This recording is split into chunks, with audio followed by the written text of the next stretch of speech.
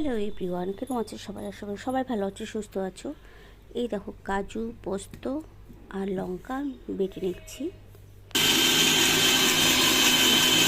বাটাও হয়ে গেল আমার।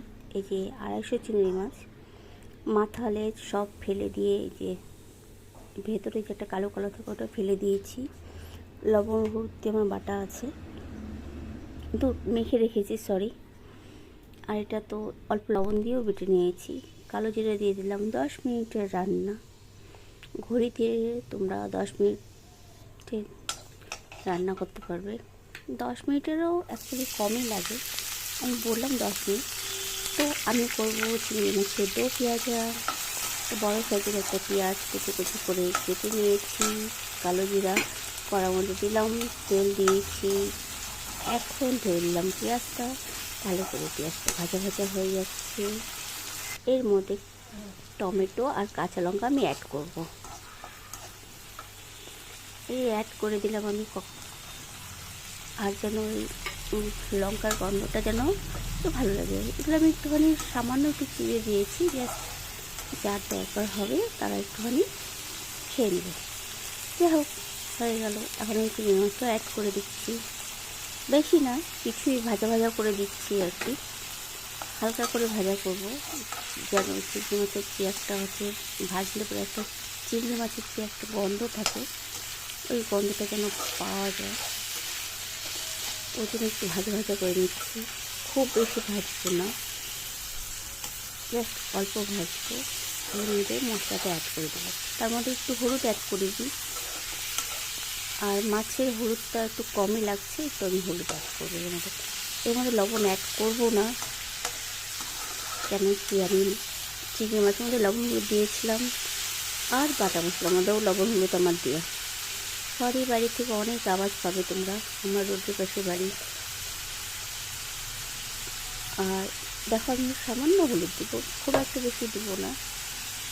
এটা অ্যাকচুয়ালি সাদা সাদাই রাখতে হয়, কিন্তু যাদের চিংড়ি মাছের মধ্যে অলরেডি আমি লবণ হলুদ মাখিয়ে রেখেছিলাম, ওই জন্য। আর আমরা হলুদ ছাড়া খুব কমই খাই, ভালো লাগে না সাদা সাদা রান্নাটা।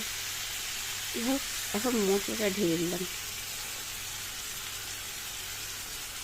কাজু, পোস্ত, কাঁচা লঙ্কা আর নুন দিয়ে বেটে রেখেছিলাম, একটু হয়তো দেখতেই পেলে, একটু নুনটাও দিয়েছিলাম আমি।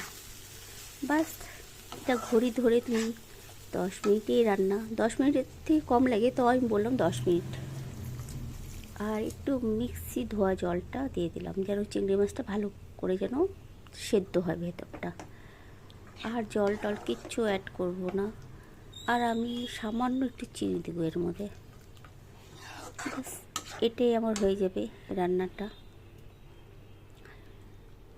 এই তোমাকে বললাম সামান্য চিনি দেব,